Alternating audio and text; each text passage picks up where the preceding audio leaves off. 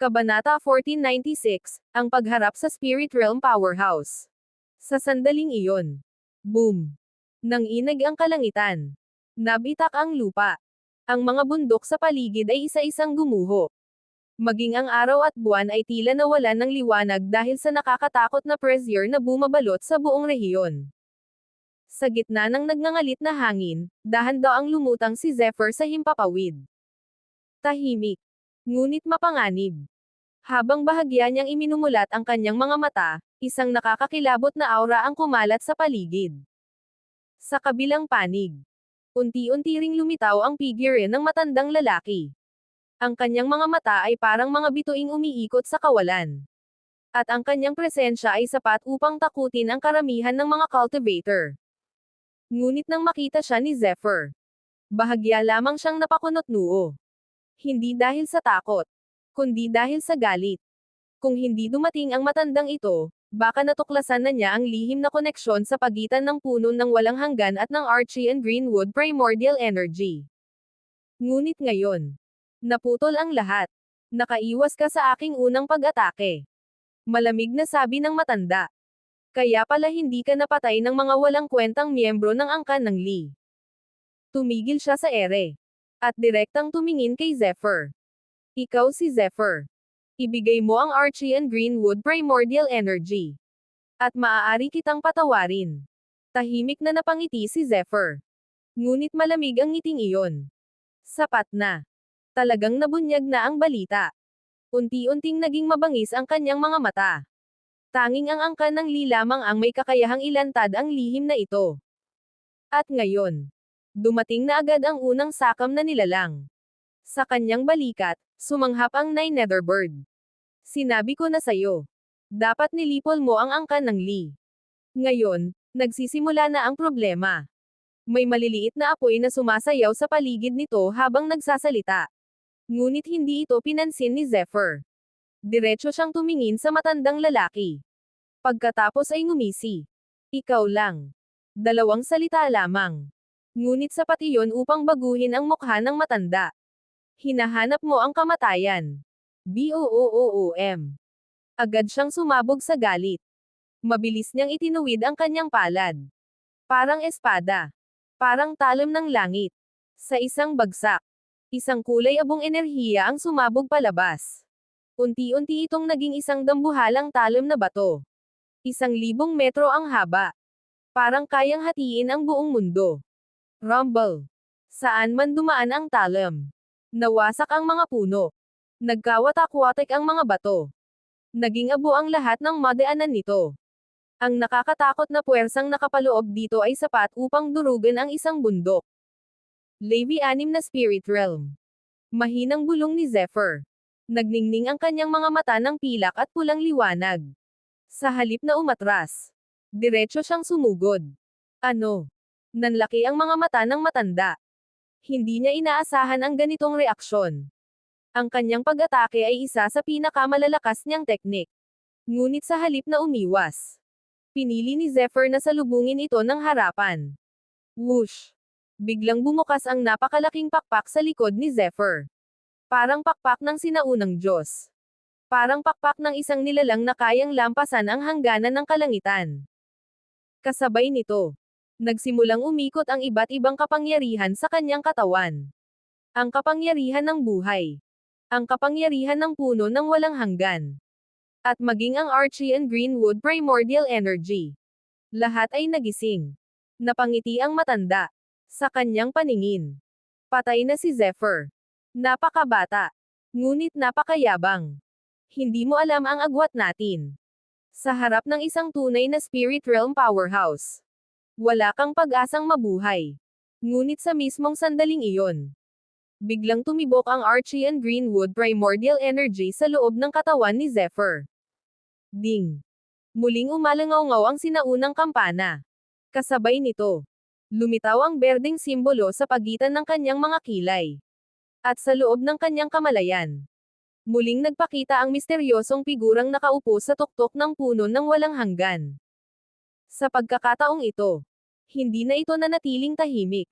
Dahan-dahan nitong itinaas ang isang daliri. At itinuro ang paparating na talim ng bato. Sa labas, biglang nanlaki ang mga mata ni Zephyr. Parang may bagong pagkaunawang pumasok sa kanyang isip. Parang may isang sinaunang teknik na direktang ipinasa sa kanya. At nang maramdaman iyon, unti-unti siyang ngumiti. Ngumiting puno ng kumpiyansa. Kung ganoon pala, ganito ito ginagamit. Palaisipan sa susunod na kabanata. Sino ang misteryosong figurang nakaupo sa tuktok ng puno ng walang hanggan? Anong sinaunang teknik ang ipinasa nito kay Zephyr? Bakit tumunog muli ang sinaunang kampana sa pagitan ng kanyang mga kilay? Makakaya bang harangin ni Zephyr ang buong lakas ng isang level 6 Spirit Realm Powerhouse? At ano ang magiging reaksyon ng matandang lalaki kapag nakita niya ang tunay na kapangyarihan ng Archean Greenwood Primordial Energy? Abangan ang susunod na kabanata, 1. Nang daliri na yayanig sa langit at lupa. Kabanata 1497, ang pagtitipon ng mga matatandang halimaw.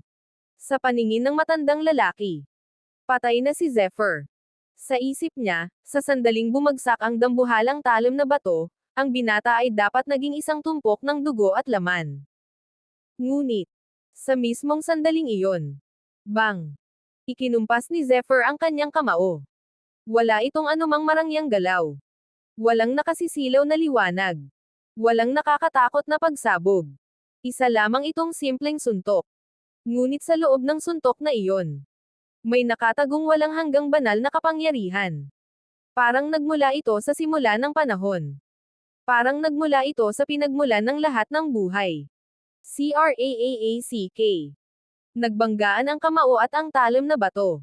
Sa isang iglap, nanlaki ang mga mata ng matandang lalaki.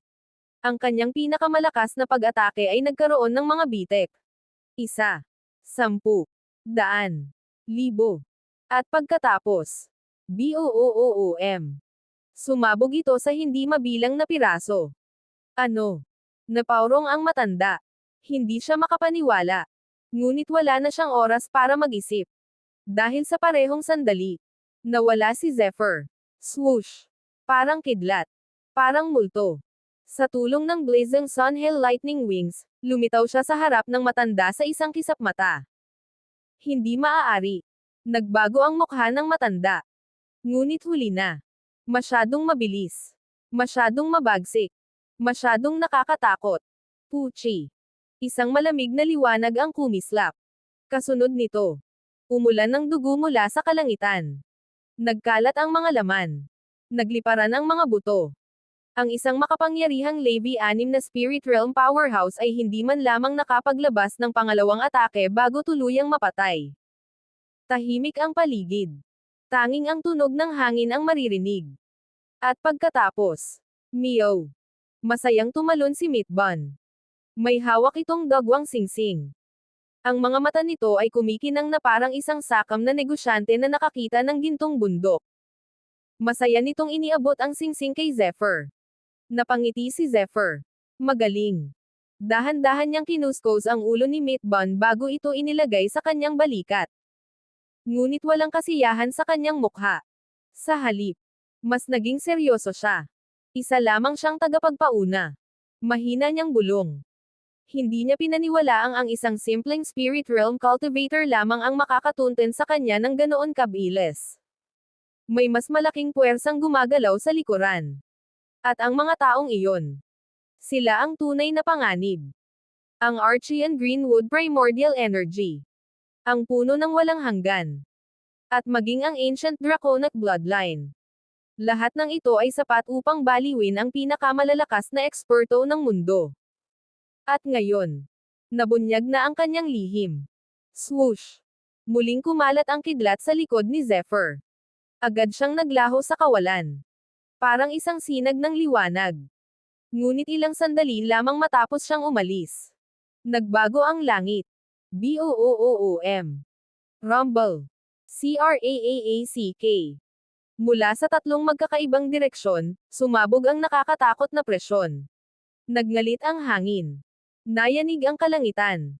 At tila may mga sinaunang halimaw na sabay-sabay na nagising. Unang dumating. Isang sinaunang karwaheng pandigma. Punong-puno ito ng mga marka ng digmaan.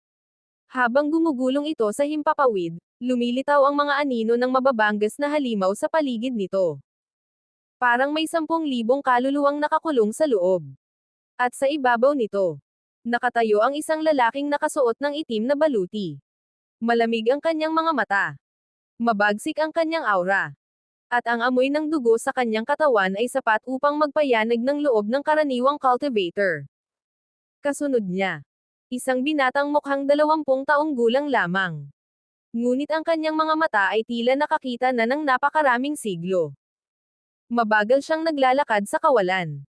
Ngunit sa bawat hakbang, daan-daang milya ang kanyang nalalampasan. Parang siya mismo ang hangin. Pagkatapos, isang matandang lalaki ang dumating habang nakatayo sa ibabaw ng isang dambuhalang peklat ng espada. Parang isang buhay na espada. Parang anumang sandali ay kaya niyang hatiin ang langit sa dalawa. Isa pa. Dalawa pa. Tatlo pa. Hanggang sa umabot sa 7 o 8 katao. At bawat isa sa kanila ay nagtataglay ng kapangyarihang higit pa sa napatay ni Zephyr. Tahimik silang nakatingin sa lugar kung saan namatay ang matandang Spirit Realm expert. Walang nagsasalita. Ngunit ang kanilang mga mata ay puno ng kakaibang liwanag. Kasakiman. Pagkagulat. At pananabik. Maya-maya. Nagsalita ang lalaking nakasuot ng itim na baluti. Patay na si Mo Tian. Tahimik ang kanyang boses. Ngunit bawat salita ay parang kulog. Isang Levi 6 na Spirit Realm ang pinatay ng isang batang nasa Levi 3 lamang. Dagdag ng binatang tila walang edad. Mas kawili-wili ito kaysa sa inaasahan ko. Biglang ngumiti ang matandang nakasakay sa espada. Ngunit malamig ang ngiting iyon. Ang bata mismo ay hindi mahalaga. Tanging ang Archean Greenwood Primordial Energy. At ang puno ng walang hanggan. Tahimik muli ang paligid. At pagkatapos, lahat sila ay tumingin sa parehong direksyon. Direksyon kung saan tumakas si Zephyr. Sa kanilang mga mata, hindi isang tao ang kanilang nakikita, kundi isang napakalaking kayamanan. Isang kayamanang sapat upang pagpatayan ng mga sinaunang halimaw. Palaisipan sa susunod na kabanata. Sino ang 8 makapangyarihang eksperto na nagtipon matapos mamatay si Mo Tian? Alin sa kanila ang pinakamalakas? Bakit tila alam nila ang tungkol sa puno ng walang hanggan? Mayroon bang mas malaking organisasyong kumikilos sa likod ng lahat ng ito? At kapag sabay-sabay nang kumilos ang mga sinaunang halimaw na ito, makakatakas pa kaya si Zephyr? Abangan ang susunod na kabanata, ang paghahabol ng 8 sagradong Panginoon. Kabanata 1498, ang pagdating ng Hierarch Skycloud. Sa kailaliman ng kawalan, tahimik na nakatingin ang mga sinaunang powerhouse sa bakas ng laban. Malamig na sumanghal ang lalaking nakasakay sa sinaunang karwaheng pandigma. Isang hamak na langgam. Nang ahas humawak ng Archean Greenwood Primordial Energy. Habang nagsasalita siya, isang itim na liwanag ang lumabas mula sa kanyang katawan. Unti-unti itong naging isang kasuklam-suklam na bibig. At sa harap ng lahat, nilamon nito ang natitirang laman at dugo ng namatay na elder. Crunch! Crunch! Parang kumakain ng karaniwang pagkain. Nakakatindig balahibo ang tagpo. Samantala, ngumiti naman ang matandang nakasakay sa peklat ng espada. Ang mas mahalaga ay hindi ang batang iyon, kundi ang kapangyarihang ginamit niya. Ang walang hanggang puwersa ng kahoy na iyon. At ang Archean Greenwood Primordial Energy. Bahagyang nagningning ang kanyang mga mata. Iyan ay mga kayamanang sapat upang yumanig sa buong kontinente. Tahimik ang lahat. Ngunit malinaw na. Wala ni isa sa kanila ang may balak umatras. Habulin siya. Patayin. Boom. Kasabay ng malamig na utos na iyon. Ang 7 hanggang 8 sinaunang powerhouse ay sabay-sabay na naglaho. Parang mga Diyos ng kamatayan. Patungo sa iisang direksyon. Patungo kay Zephyr. Samantala, mabilis pa ring lumilipad si Zephyr sa himpapawid. Sa tulong ng Blazing Sun Hail Lightning Wings at ng Flash Shining Movement Technique, ang kanyang bilis ay halos maihambing na sa mga tunay na powerhouse. Ngunit alam niya, hindi sapat iyon. Sa itaas ng isang sinaunang lungsod, dahan-dahan siyang huminto. Tahimik niyang minasdan ang kalangitan. Nag-iisip. Nagpapasya. Ang Alchemist Alliance. Bahagyang umiling siya. Huli na. Kung tama ang kanyang hinala, ang mga taong humabol noon kay Li Zuan ay malamang na nakatanggap na ng balita. Kung pupunta siya roon, baka siya pa mismo ang magdala ng kapahamakan. Ang sinaunang kapatagan ng barbarian. Muli siyang napailing. Hindi rin maaari. Bagamat handang protektahan siya ng mga half-demon tribes doon, tiyak na susundan siya ng kanyang mga kaaway. At kapag nangyari iyon, maraming inosente ang madadami. Sa unang pagkakataon matapos ang mahabang panahon, naramdaman ni Zephyr na tila wala siyang ligtas na lugar na matatakbuhan. Ngunit sa mismong sandaling iyon, BOOOOOM. Isang dagandong ang umalangaw-ngaw sa kalangitan. Parang bumagsak ang isang bundok. Parang nagalit ang mismong langit. Junior. Isang malamig at makapangyarihang boses ang sumabog sa buong kalangitan. Nang ahas kang patayin ang mahalagang elder ng aking Xuanyun Academy. Ngayon, kailangan mong mamatay. Rumble. Nagbago ang kulay ng langit. Nag-ikot ang mga ulap. At mula sa kailaliman ng kawalan, unti-unting lumitaw ang isang figure. Ang bawat hakbang niya ay lumilikha ng alon sa himpapawid. Ang bawat paghinga niya ay nagpapayanag sa espasyo. Hindi mabilang na sinaunang simbolo ang umiikot sa kanyang katawan. Parang mga bituin na umiikot sa kanilang araw. At ang aura niya ay mas mabigat pa kaysa sa lahat ng naunang nakalaban ni Zephyr. Siya. Bahagyang naningkit ang mga mata ni Zephyr. May pamilyar sa presensyang ito. Sa ibaba ng sinaunang lungsod. Nagkagulo ang mga tao. Nanlaki ang kanilang mga mata. At isa-isang napasigaw. Hierarch Skycloud. Siya si Hierarch Skycloud. Ang Academy Master ng Xuanyun Academy. Agad na nagbago ang ekspresyon ng marami. Dahil ang pangalang iyon ay isang alamat. Isang tunay na higanti ng rehiyon. Isang taong kayang magpasya ng buhay at kamatayan ng hindi mabilang na cultivator. Narinig na rin ni Zephyr ang pangalang iyon noon. Mula pa kay Widow Scorpion. Ngunit hindi niya inaasahang magkikita sila sa ganitong paraan. Unti-unting huminto si Hierarch Skycloud sa ere. Tahimik siyang tumingin kay Zephyr. Parang tumitingin sa isang maliit na insekto. Ngunit maya-maya, bahagyang nagbago ang kanyang ekspresyon. Napako ang kanyang tingin sa katawan ni Zephyr. Partikular sa pagitan ng mga kilay nito. Parang may naramdaman siyang kakaiba. Parang may nakita siyang bagay na hindi dapat naruroon. At sa parehong sandali, sa loob ng katawan ni Zephyr, muling nanginag ang Archean Greenwood Primordial Energy. Ding! Umalangaw-ngaw ang sinaunang kampana. Mas malakas. Mas malinaw.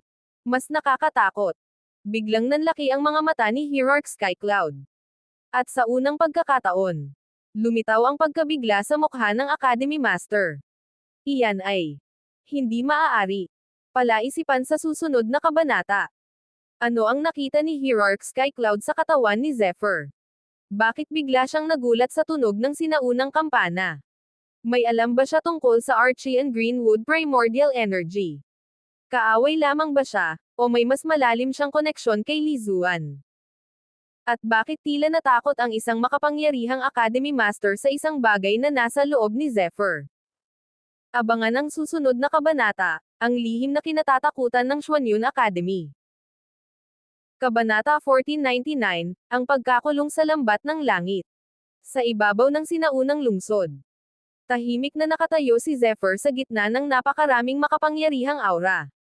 Ang hangin ay mabigat. Ang kalangitan ay tila nakapako. At sa bawat direksyon, may mga presensyang handang kumitil ng buhay. Sa harapan niya ay nakatayo si Hierarch Skycloud. Bagamat mukhang isang binata lamang, ang kanyang mga mata ay naglalaman ng lalim ng hindi mabilang na taon. Parang dalawang matalim na espada. Direktang nakatutok kay Zephyr. Bahagyang naningkit ang mga mata ni Zephyr. Noon ay bahagya lamang binanggit ng Widow Scorpion ang tungkol sa taong ito. Ngunit ngayon, nararamdaman niya ang tunay na kapangyarihan ng Academy Master ng Xuanyun Academy. Mas mabigat. Mas malalim. Mas mapanganib. Kaysa sa inaasahan niya. Swoosh! Ikanaway ni Hierarch Skycloud ang kanyang manggas. Sa isang iglap, 12-12 milya ng kalangitan ang nabalot ng makapangyarihang enerhiya. Parang isang higanteng kulungan. Parang isang lambat na bumabalot sa buong mundo. Tahimik na nagsalita ang Nine Netherbird. Napalibutan na tayo. Tumango si Zephyr. Alam ko. Ngunit walang bakas ng takot sa kanyang mukha. Zephyr. Dahan-daang nagsalita si Hierarch Skycloud. Ang kanyang boses ay parang batas ng langit. Parang hindi maaaring salungatin. Ibigay mo ang bagay na hindi dapat mapasa iyo.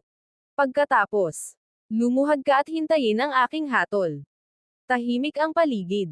Lahat ng cultivator sa sinaunang lungsod ay napahinto sa paghinga. Walang sino mang nang ahas magsalita. Ngunit sa loob ng puso ni Zephyr, lalong lumakas ang galit. Ang angkan ng Lee. Mahigpit niyang ikinuyom ang kamao. Noon pa man ay alam niyang sakam sila. Ngunit hindi niya inakalang magiging ganito sila Katindi. Sa halip na harapin siya mismo, ginamit nila ang Xuanyun Academy. At ngayon, nasa harapan niya ang isa sa pinakamakapangyarihang tao sa rehiyon. Siguro. Malamig na sabi ni Zephyr. Nasabi na ng angkan ng Lee ang lahat sa iyo. Bahagyang ngumiti si Hierarch Skycloud. Hindi niya itinanggi. Matalino ka. Alam ng angkan ng Lee kung ano ang dapat gawin. At dapat alam mo rin. Sa harap ko, wala kang pagpipilian. Tumindi ang presyon sa paligid. Parang gustong paluhurin si Zephyr. Parang gustong durugan ang kanyang kalooban. Ngunit, boom! Sumabog ang aura ni Zephyr. Kahit gaano kakalakas, hindi mo ako mapapaluhod.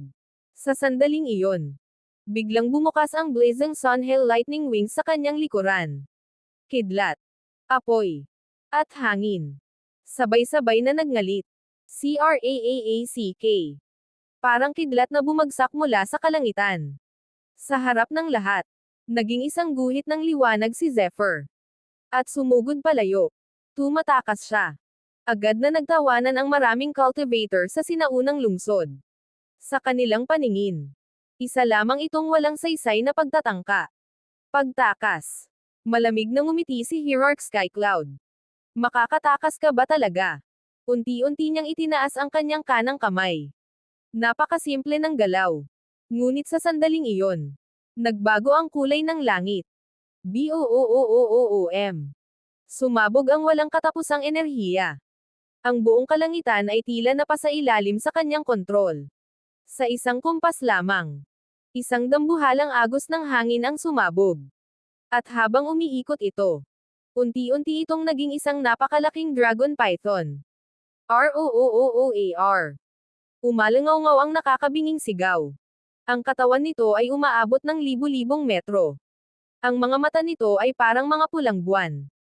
At ang bawat kaliskis nito ay naglalaman ng nakakatakot na kapangyarihan. Isang hampas lamang ng buntot nito. CRAAACK. Napunit ang espasyo. Lumabas ang hindi mabilang na bitek sa kawalan. Parang salaming binasag ng isang higanti. Nang makita ang eksenang iyon, maging ang ibang powerhouse na nagmamasid mula sa malayo ay bahagyang nagbago ang mukha. Dragon Python Void Art. Bulong ng isang matandang eksperto. Hindi na siya nagpipigil. Samantala, patuloy ang paglipad ni Zephyr. Ngunit naramdaman niya ang mabilis na paglapit ng Dragon Python. Mas mabilis. Mas mabagsik. Mas nakakatakot. At sa mismong sandaling iyon. Ding! Muling tumunog ang sinaunang kampana sa pagitan ng kanyang mga kilay. Kasabay nito, nagningning ang Archean Greenwood Primordial Energy. At sa loob ng kanyang kamalayan, ang misteryosong figurang nakaupo sa tuktok ng puno ng walang hanggan ay muling nagmulat ng mga mata. Ngunit sa pagkakataong ito, dahan-dahan itong tumayo. Biglang tumigil ang paghinga ni Zephyr. Dahil nakita niyang malinaw ang mukha ng figure.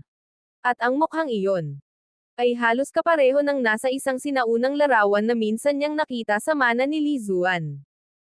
Palaisipan sa susunod na kabanata. Sino talaga ang misteryosong figurang nakaupo sa tuktok ng puno ng walang hanggan? Bakit kahawig nito ang isang tao mula sa alaala ni Li Zuan? Ano ang tunay na layunin ni Hierarch Skycloud? Talagang sumusunod lamang ba siya sa angkan ng Lee, o may sarili siyang plano? At anong lihim ang mabubunyag kapag tuluyang tumayo ang sinaunang figurang iyon? Abangan ang susunod na kabanata, ang mukhang mula sa sinaunang panahon. Kabanata 1500, ang lambat ng Xuanyun Academy. Magwala ka. Nang maramdaman ni Zephyr ang nakakatakot na puwersang humahabol mula sa kanyang likuran, hindi man lang siya lumingon. Sa halip, mabilis niyang iniunat ang isang daliri. At agad na sumiklab ang kanyang teknik. Flaming Thunder Sting. SCREEECH. Isang nakakabinging tunog ang sumabog sa himpapawid. Ang naglalagablab na kidlat ay naging isang matalim na sibat ng kaparusahan at walang awang sumalubong sa dambuhalang Dragon Python. BOOOOM. Nagbanggaan ang dalawang kapangyarihan. Nayanig ang langit. Nagulo ang kawalan. At sa ilalim ng hindi makapaniwalang mga tingin ng lahat. Ang Dragon Python na ipinagmamalaki ni Hierarch Skycloud ay napunit ng parang papel. Swoosh! Parang dragon na nakaahon sa dagat. Parang kidlat na tumatawid sa kalangitan. Muling sumikad ang katawan ni Zephyr at agad na naglaho sa malayo. Sandaling natigilan si Hierarch Skycloud. Pagkatapos, unti-unting naging mabagsik ang kanyang mukha. Napakagandang lakas. Ngunit gaano ka man kalakas? Hindi ka makakatakas. BOOOOM. Isang hakbang. 10,000 metro. 2 hakbang. 20,000 metro. Ang kanyang katawan ay parang isang sinaunang espada na lumalagos sa kalangitan. Saan man siya dumaan, lahat ay yumuyuko sa kanyang presensya. Pagkatapos, may mas nakakatakot pang nangyari. Buzz, buzz, buzz. Daang-daang agos ng hangin ang nagsimulang umikot sa paligid niya. At isa-isang naging mga anino. Mga doppelganger. Mga avatar. Sa loob lamang ng ilang paghinga. Daang-daang Hierarch Skycloud ang lumitaw sa himpapawid. Naningkit ang mga mata ni Zephyr. Kahit gamit ang Evil Breaking Eye. Nahihirapan siyang makita ang pagkakaiba. Ito ba ang kapangyarihan ng Ancient Draconic Bloodline? Bahagya siyang napahinto sa pag-iisip. Kung ang spiritual martial body ay kayang kontrolin ang iba't ibang enerhiya. Ang bloodline naman ni Hierarch Skycloud ay tila may ganap na kontrol sa hangin. At sa mga kamay ng isang halimaw na tulad nito. Ang simpleng elementong iyon ay naging isang bangungot. Mamatay. Malamig na utos ni Hierarch Skycloud. Sa isang iglap, daang-daang avatar ang sabay-sabay na sumugod. Parang isang hukbo. Parang isang unos. Parang walang katapusang baha. Ngunit ngumiti si Zephyr. Teknik ng pagsabog ng enerhiya. BOOOOM. Sumabog ang enerhiya sa kanyang katawan. Ang kanyang mga ugat ay nagliwanag. Ang kanyang mga pakpak ay nagliyab. At ang kanyang bilis ay biglang tumaas ng higit sa 10 beses. Ano? Nanlaki ang mga mata ni Hierarch Skycloud. Sa unang pagkakataon mula nang magsimula ang habulan. Hindi niya halos masundan ang galaw ni Zephyr. Ngunit agad siyang ngumisi. Kung ganoon, hindi lang ako ang hahabol sa iyo. Huminga siya ng malalim. At ang kanyang boses ay umalangaw-ngaw sa buong rehiyon. Sino mang makahadlang kay Zephyr, gagantimpalaan ng malaki ng Xuanyun Academy. Rumble. Parang kulog ang kanyang tinig. Narinig ito ng hindi mabilang na cultivator. At sa parehong sandali, maraming natutulog na aura ang nagising. Damn it. Napamura si Zephyr. Alam niyang ito ang pinakakinatatakutan niyang mangyari. Hindi na lamang si Hierarch Skycloud ang kanyang kalaban. Ngayon, buong Xuanyun Academy na. Mula sa iba't ibang direksyon. Isa-isang sumabog ang mga makapangyarihang presensya. Mga elder. Mga tagapagturo. Mga elite disciple. Lahat sila ay kumikilos. At habang mabilis na tumatakbo si Zephyr, bigla niyang naramdaman ang panganib. Whoosh! Isang matalim na liwanag ang humarang sa kanyang daraanan. Agad siyang tumigil. Sa kanyang harapan, may isang binatang nakasuot ng puting kasuotan. Mahaba ang buhok. Malamig ang mukha. At may hawak na sinaunang espada. Ngunit ang pinaka nakakatakot ay ang aura nito. Hindi ito ordinaryong disipulo. Isa itong tunay na henyo ng Xuanyun Academy. Walang emosyon siyang tumingin kay Zephyr. Pagkatapos ay dahan-daang iniangat ang kanyang espada. Shiing. Umalangaw-ngaw ang tunog ng espada. At sa isang iglap, lumitaw ang isang dambuhalang talim ng enerhiya. Parang bundok. Parang pader ng langit. Parang walang makakalampas. Hamarang ito sa mismong landas ni Zephyr. At ang matalim na presyon nito ay sapat upang supulan ang lahat ng direksyon. Ngumiti ang binata. Ngunit malamig ang ngiting iyon. Zephyr. Hindi ka na makakatakas. Sa likuran niya. Mabilis na papalapit si Hierarch Skycloud. Sa harapan niya. Nakaharang ang misteryosong swordsman. At mula sa lahat ng direksyon. Parating na rin ang mga eksperto ng Xuanyun Academy. Sa unang pagkakataon. Tila tuluyang nasukol si Zephyr. Palaisipan sa susunod na kabanata. Sino ang misteryosong swordsman na hamarang kay Zephyr? Bakit tila hindi siya natatakot kahit alam niyang napatay ni Zephyr ang isang Levi-6 na Spirit Realm Elder? Siya ba ang pinakamalakas na henyo ng Xuanyun Academy? Makakalusot pa kaya si Zephyr sa harap at likod na pag-atake? O mapipilitin siyang ilabas ang isa pang nakatagong alas na hindi pa niya kailanman ginagamit? Abangan ang susunod na kabanata, ang henyo ng Xuanyun Academy at ang huling harang.